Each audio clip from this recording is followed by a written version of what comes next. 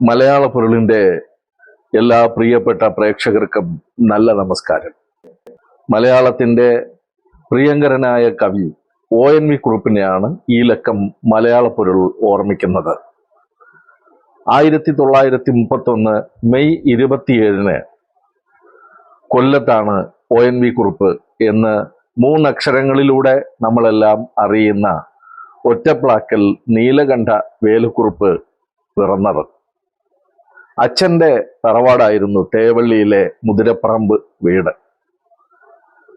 8 വയസ്സ് ആകുന്നത് വരെ അച്ഛൻ്റെ ഒപ്പം കളിച്ച് ഉല്ലസിച്ച് നടന്ന ബാലനായിരുന്നു ONV. നാട്ടിലെ പൊതുപ്രവർത്തകനും വൈദ്യനും ജ്യോത്സ്യനും ഒക്കെയായ പിതാവ് കൃഷ്ണക്കുറുപ്പ് എല്ലാ പാരമ്പര്യ ഗുണങ്ങളും കൊടുത്താണ് വളർത്തിയത്. പ്രത്യേകിച്ച് സംസ്കൃതം പഠിക്കാനുള്ള അവസരം ഒരുക്കി കൊടുത്തു. ONVയെ ഒരു കവിയാക്കി മാറ്റിയ പ്രധാനപ്പെട്ട ഒരു ഘടകം അദ്ദേഹം നേടിയ ഈ സംസ്കൃത ജ്ഞാനമാണെന്ന് വിചാരിക്കുന്നതിൽ തെറ്റില്ല. കുട്ടിക്കാലത്ത് അധ്യാത്മരാമായണ പാരായണത്തോടൊപ്പം അദ്ദേഹം വാൽമീകി രാമായണത്തിലെ ശ്ലോകങ്ങളും വായിച്ചു പഠിച്ചു, അതിലെ ആശയം ഉൾക്കൊണ്ടു. അങ്ങനെ കവിയുടെ മനസ്സിൽ രൂഢമൂലമായി തീർന്ന മാനവികതാ ബോധത്തിന് അടിത്തറയൊരുക്കാൻ ആ ആദികവിയുടെ കണ്ണീരിന്റെ കാവ്യത്തിന് സാധിച്ചു എന്ന് പറയുന്നതിൽ തെറ്റില്ല. പിന്നീട് അദ്ദേഹം എഴുതിയിട്ടുള്ള പല കൃതികളിലും ഈ രാമായണത്തിന്റെ ആ അനുഭവത്തിന്റെ സ്വാധീനം നമുക്ക് ദർശിക്കാനായിട്ട് സാധിക്കും. അദ്ദേഹം മലയാള പുരോഗമന കവിതയുടെ ഏറ്റവും ശക്തനായ വക്താവായി മാറിയത് നമുക്കറിയാം. അതിനനുകൂലമായ സാഹചര്യങ്ങളിലൂടെയാണ് പിന്നീട് അദ്ദേഹം കടന്നുപോയത്. അച്ഛൻ്റെ മരണത്തിന് ശേഷം അദ്ദേഹം അമ്മയുടെ തറവാടായ നമ്പ്യാടിക്കലിലേക്ക് വരികയാണ്, ചവറയിലേക്ക്. കടലോര പ്രദേശമാണ്. അവിടെ തൊട്ടടുത്തുള്ള ലോഹമണൽ ഫാക്ടറിയിൽ പോവുകയും അവിടുത്തെ കാഴ്ചകൾ കാണുകയും അവിടുത്തെ തൊഴിലാളികളുടെ ദൈന്യം മനസ്സിലാക്കുകയൊക്കെ ചെയ്ത അനുഭവം അദ്ദേഹം വിവരിച്ചിട്ടുണ്ട്. അപ്പൊ സ്വാഭാവികമായും തൊഴിലാളികൾ അനുഭവിക്കുന്ന വേദന, അവരുടെ പ്രശ്നങ്ങൾ, ഇതൊക്കെ മനസ്സിലാക്കി അവരുടെ സമരങ്ങൾ നേരിട്ട് കാണുകയും ഒക്കെ ചെയ്തിട്ടാണ് അദ്ദേഹം കമ്മ്യൂണിസ്റ്റ് പ്രസ്ഥാനത്തിലേക്ക് ആകൃഷ്ടനാകുന്നത്. അപ്പൊ വിമോചനത്തിന് വേണ്ടി എല്ലാത്തരം ഈതിബാധകളിൽ നിന്നും കഷ്ടപ്പാടുകളിൽ നിന്നുമൊക്കെ രക്ഷപ്പെടാനുള്ള ഒരു മാർഗമായി ഒരുപാട് തലമുറകളെ ആവേശഭരിതരാക്കിയ ഒരു പ്രത്യയശാസ്ത്രമാണ് കമ്മ്യൂണിസം എന്ന് പറയുന്നത്. അങ്ങനെ സ്വാഭാവികമായും ONVയുടെ കൗമാരകാലത്ത് തന്നെ അദ്ദേഹം അതിലേക്ക് ആകർഷിക്കപ്പെടുകയാണ്. ആദ്യകാലത്തെ കവിതകളൊക്കെ ശക്തമായ ഇത്തരത്തിലുള്ള വിപ്ലവബോധം ഉൾക്കൊണ്ടിട്ടാണ് അദ്ദേഹം എഴുതിയിട്ടുള്ളത് എന്ന് നമുക്ക് കാണാം. എന്നാൽ പിന്നീട് ONVക്ക് ഇതിൽ നിന്നൊരു വ്യതിചലനം സംഭവിക്കുകയാണ്. അല്ലെങ്കിൽ പൂർണ്ണമായ മനുഷ്യ വിമോചനം സാധ്യമാക്കുന്നതിന് ഈ പ്രത്യയശാസ്ത്രങ്ങളൊന്നും സഹായിക്കുകയില്ല എന്ന മനസ്സിലാക്കലിന്റെ അംശമാണ് അദ്ദേഹത്തിന്റെ വളപ്പൊട്ടുകൾ, വാഗ്ദത്ത ഭൂമി തുടങ്ങിയ കവിതകളൊക്കെ വ്യക്തമാക്കുന്നത്. ഈ കവിതകളിലേക്ക് വരുമ്പോൾ ഒരുപക്ഷെ ONV ഒരു ഘട്ടത്തിൽ വിമർശിക്കപ്പെട്ടിട്ട് പോലുമുണ്ട് ഇങ്ങനെ ഈ പ്രസ്ഥാനത്തെയും പ്രത്യയശാസ്ത്രത്തെയൊക്കെ തള്ളി പറയുന്നതിനെ പറ്റി. പക്ഷെ അദ്ദേഹത്തിന് കൃത്യമായ ഉത്തരം ഉണ്ടായിരുന്നു. അദ്ദേഹത്തിന്റെ മനസ്സിലുണ്ടായിരുന്ന ഒരു ധാരണ എല്ലാവരും തുല്യരായി ജീവിക്കുന്ന ഒരു സാഹചര്യം ഉണ്ടാകുമെന്നുള്ളതാണ്. മറ്റു പലർക്കും ഉണ്ടായിട്ടുള്ളത് പോലെ തന്നെ. ഇപ്പോൾ ഈ ONV അടക്കമുള്ള കവികൾ 50കളിലൊക്കെ സജീവമായി എഴുതിക്കൊണ്ടിരുന്ന 40കളിലെയും 50കളിലെയും കവികളെ ഏതാനും പേരെ ചേർത്ത് അരുണദശകത്തിന്റെ കവികൾ എന്നൊക്കെ പറയാറുണ്ട്. Vayalar, ONV, P. ഭാസ്കരൻ, തിരുനെല്ലൂർ കരുണാകരൻ, പുതുശ്ശേരി രാമചന്ദ്രൻ, പുനലൂർ ബാലൻ തുടങ്ങിയ കവികളൊക്കെ ഈ അരുണ ദശകത്തിന്റെ വക്താക്കളായിരുന്നു. പക്ഷേ ഇവരിൽ ഭൂരിഭാഗം പേർക്കും പിന്നീട് നേരത്തെ സൂചിപ്പിച്ച മാതിരിയുള്ള ഒരു നൈരാശ്യം ബാധിക്കുകയുണ്ടായി. അവരത് കവിതയിലൂടെ പ്രകടിപ്പിക്കുകയും ചെയ്തിട്ടുണ്ട്. അത്തരം ഒരു തിരിച്ചറിവ് ONVക്കും ഉള്ളതായി നമുക്ക് കാണാം. പക്ഷെ അദ്ദേഹത്തിന്റെ ഉള്ളിലുണ്ടായിരുന്ന മാനവികതാ ബോധത്തെ അദ്ദേഹം കൈവെടിഞ്ഞില്ല. പിന്നീട് പല മട്ടിൽ കവിതകളിലൂടെ അത് ആവിഷ്കൃതമാവുകയാണ് ഉണ്ടായത്. പടപ്പാട്ട് എഴുതുന്നതിനോ പ്രഖ്യാപിത മുദ്രാവാക്യങ്ങൾ എഴുതുന്നതിനോ ഒന്നും മുതിരാതെ കവിതയിലൂടെ തൻ്റെ സാമൂഹിക ബോധത്തെ അല്ലെങ്കിൽ അസമത്വത്തിനെതിരായ സന്ദേശങ്ങളെ അദ്ദേഹം സമൂഹത്തിലേക്ക് കൊണ്ടുവരികയാണ് ചെയ്തത്. അപ്പോൾ അദ്ദേഹത്തിന്റെ കവിതയുടെ ആദ്യഘട്ടം ഈ വിപ്ലവാഭിമുഖ്യമുള്ള കവിതകളുടേതാണ്. ഒപ്പം ചങ്ങമ്പുഴയെ പോലെയുള്ള കവികൾ എഴുതിയ കാൽപ്പനിക അനുഭവങ്ങളുടെ സ്വാധീനം ശക്തമായിട്ടുള്ളത് ആയിരുന്നു. അതേസമയം തന്നെ ചങ്ങമ്പുഴയെ പോലെ അതിഭാവുകത്വത്തിന്റെയോ വിഷാദാത്മകതയുടെയോ ഒന്നും തലത്തിലേക്ക് വഴുതി വീഴാതെ ആ കാൽപ്പനികതയെ വളരെ ശില്പഭദ്രമായി നിലനിർത്തുന്നതിന് സാധിച്ചു എന്നുള്ളതാണ് ONVയുടെ ഒരു പ്രത്യേകത. അപ്പൊ അദ്ദേഹത്തിന്റെ ആദ്യത്തെ സമാഹാരം പൊരുതുന്ന സൗന്ദര്യം, തുടർന്ന് ഏതാനും സമാഹാരങ്ങൾക്ക് ശേഷം അദ്ദേഹം ദാഹിക്കുന്ന പാനപാത്രം എന്ന ഒരു കവിത എഴുതുകയുണ്ടായി.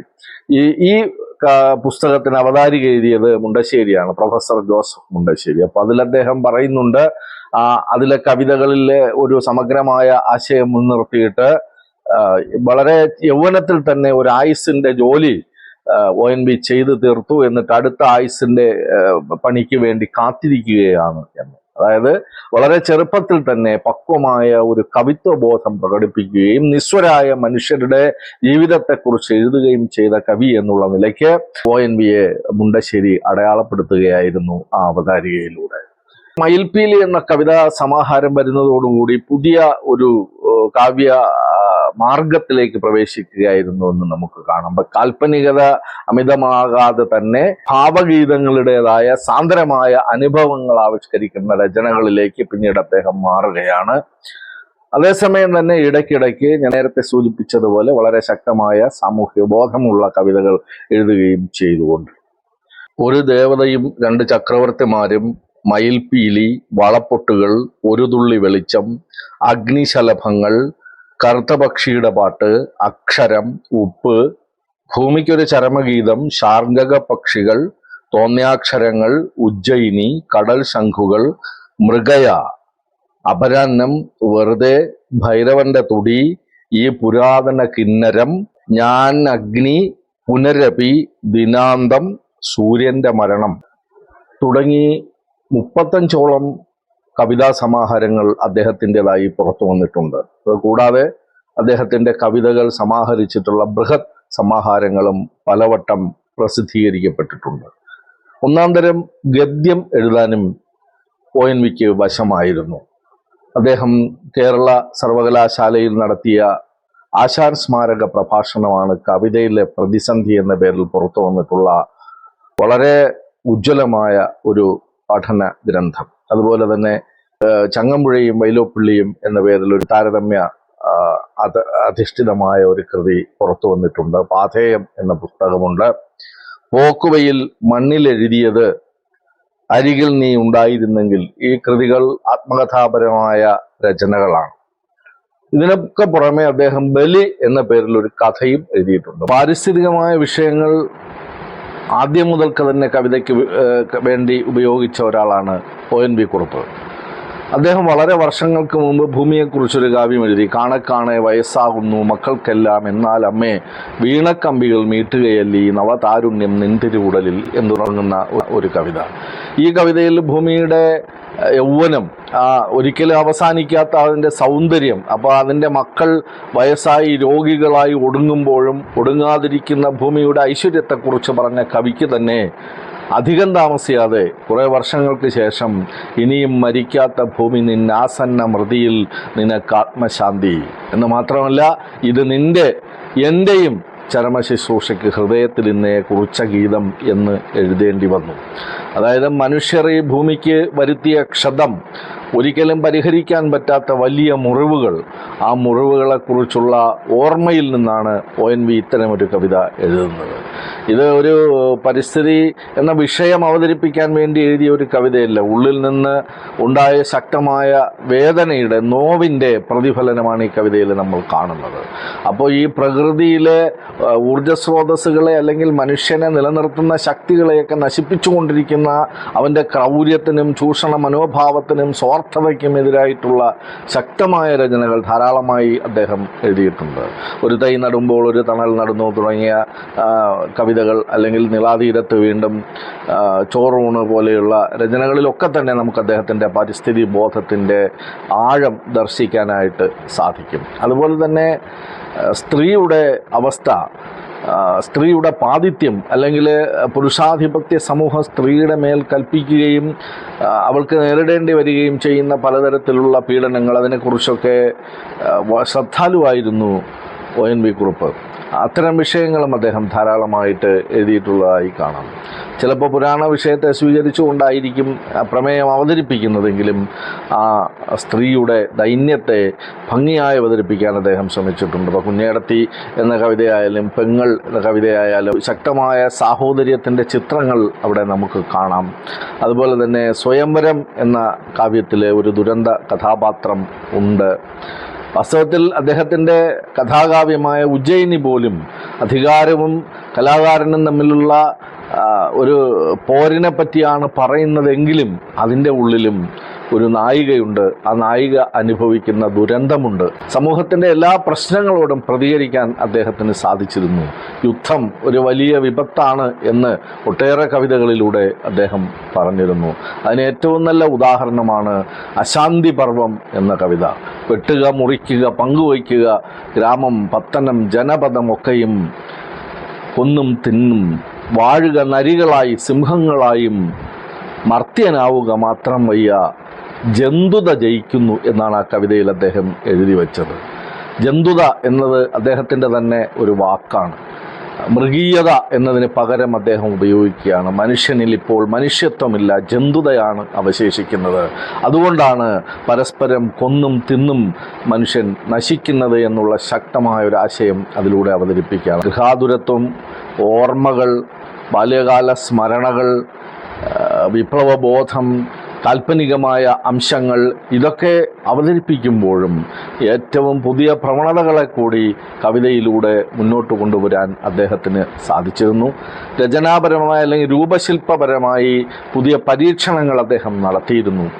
പുതിയ വിരുത്തങ്ങൾ ഉപയോഗിക്കുക, പഴയ നാടോടി മട്ടുകൾ സ്വീകരിക്കുക, അങ്ങനെയൊക്കെ വലിയ പരീക്ഷണങ്ങൾ നടത്തിയിട്ടുള്ള ഒരു കവിയാണ് ONV കുറുപ്പ്. മലയാള കവിതയിൽ രൂപപരമായും ഭാവപരമായും ഒരു പ്രത്യേക നിലപാട് തറ കൈക്കൊള്ളുകയും അതിൽ ശക്തമായി നിലനിൽക്കുകയും കവിതയുടെ വിശുദ്ധിക്ക് വേണ്ടി വാദിക്കുകയും ചെയ്ത ഒരാളാണ് ONV.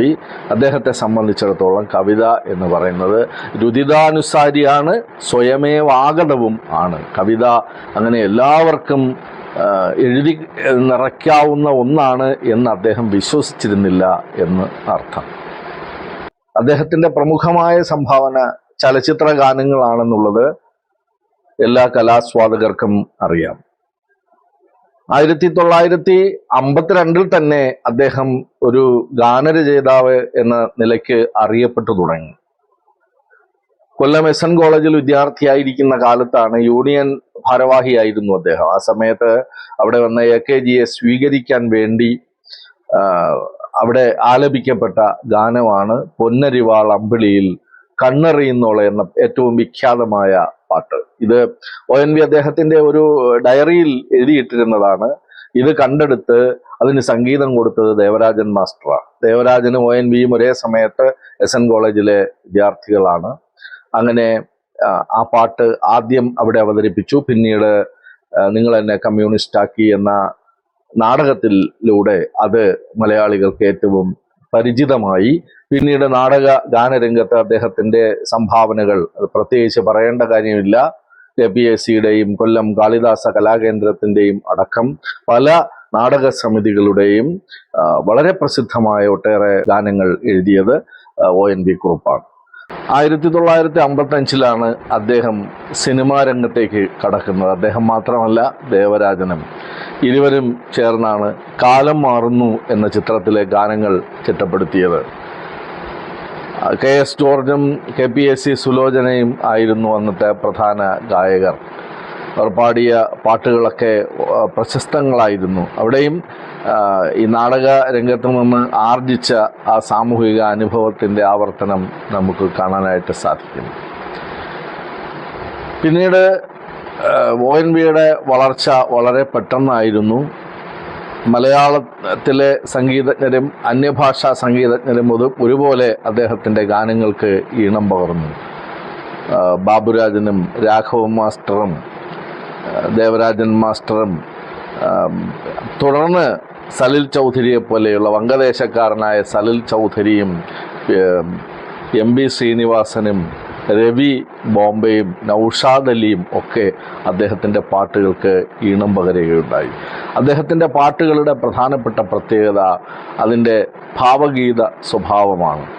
വൈകാരിക തീവ്രമായ സന്ദർഭങ്ങൾ ആവിഷ്കരിക്കുന്നതിൽ ഒരു പ്രത്യേക സിദ്ധിയാണ് ONV കുറുപ്പ് പ്രകടിപ്പിച്ചത്. സാഗരമേ ശാന്തമാക നീ സാന്ധ്യരാഗം മായുന്നിത എന്നുള്ള പാട്ട് ആത്മാവിൽ മുട്ടി വിളിച്ചതുപോലെ ആരെയും ഭാവഗായകനാക്കും ആത്മസൗന്ദര്യം ആണ് നീ. അവിടെയൊക്കെ ഈ പ്രണയത്തെ ഒരു പ്രത്യക്ഷാനുഭവമാക്കുകയില്ല. ഒരു ദളം മാത്രം വിടർന്നൊരു ചെമ്പനീർ മുകുളമായി നീ എൻ്റെ മുന്നിൽ നിന്നു, തരള കപോലങ്ങൾ നുള്ളി നോവിക്കാതെ തഴുകാതെ ഞാൻ നോക്കി നിന്നു. അപ്പം ഈ പ്രയോഗത്തിലെ സംഭോഗ ശൃംഗാരത്തിൻ്റെ അവസ്ഥയിലേക്ക് കൊണ്ടുപോകാതെ പ്രണയത്തിൻ്റെ മറ്റൊരു തലം, വളരെ ദിവ്യമായ സൂക്ഷ്മമായ ഒരു അന്തരീക്ഷം ആവിഷ്കരിക്കുന്ന തരത്തിലാണ് ONV കുറുപ്പ് ഇവിടെയൊക്കെ തൻ്റെ തൂലിക ചലിപ്പിച്ചിട്ടുള്ളത് എന്ന് കാണാം. ആത്മാവിൽ മുട്ടി വിളിച്ചതുപോലെ അദ്ദേഹത്തിൻ്റെ മറ്റൊരു പ്രസിദ്ധമായ ഗാനമാണ് കരുണ എന്ന ചിത്രത്തിൽ വസന്ത പുഷ്പങ്ങളിൽ വണ്ടുകൾ മയങ്ങുമ്പോൾ വാസര സ്വപ്നമൊന്നിൽ മയങ്ങിപ്പോയി ഞാൻ എന്നാണ് വാസവദത്തയുടെ പ്രണയ നൊമ്പരത്തെ ONV കുറുപ്പ് അടയാളപ്പെടുത്തുന്നത്. അദ്ദേഹവും ദേവരാജൻ മാസ്റ്ററും ഒരു ഹ്രസ്വകാലം പിണങ്ങിയിരുന്ന ഒരു കാലമുണ്ട്. അത് കഴിഞ്ഞതിന് ശേഷം അവർ ഒരുമിച്ചപ്പോൾ മലയാളത്തിന് കിട്ടിയ ഏറ്റവും ഉജ്ജ്വലമായ ഒരു സൃഷ്ടിയായിരുന്നു അരികിൽ നീ ഉണ്ടായിരുന്നെങ്കിൽ എന്ന ഗാനം. ആ ഗാനം കേൾക്കുമ്പോൾ അതിൻ്റെ പല്ലവി മാത്രമല്ല, അതിൻ്റെ അനുപല്ലവിയും ചരണവും ഒക്കെ തന്നെ ആദ്യത്തെ പല്ലവിയുടെ തുടർച്ചയായി നമുക്ക് അനുഭവപ്പെടുന്നു എന്നുള്ളതാണ് അതിൻ്റെ പ്രത്യേകത. അപ്പം നമ്മൾ ആരും ആഗ്രഹിച്ചു പോവും, നമുക്ക് വേണ്ടപ്പെട്ട ഒരാൾ, നമുക്ക് ഇഷ്ടം പകരുന്ന ഒരാൾ, കുറേ കാലം കാണാതിരിക്കുന്ന ഒരാൾ, ആളുടെ സാന്നിധ്യം ഉണ്ടായിരുന്നെങ്കിൽ എന്നൊരാഗ്രഹത്തെ അനുഭവിപ്പിക്കുന്ന തരത്തിലാണ് ആ ഗാനം എഴുതിയിട്ടുള്ളത്.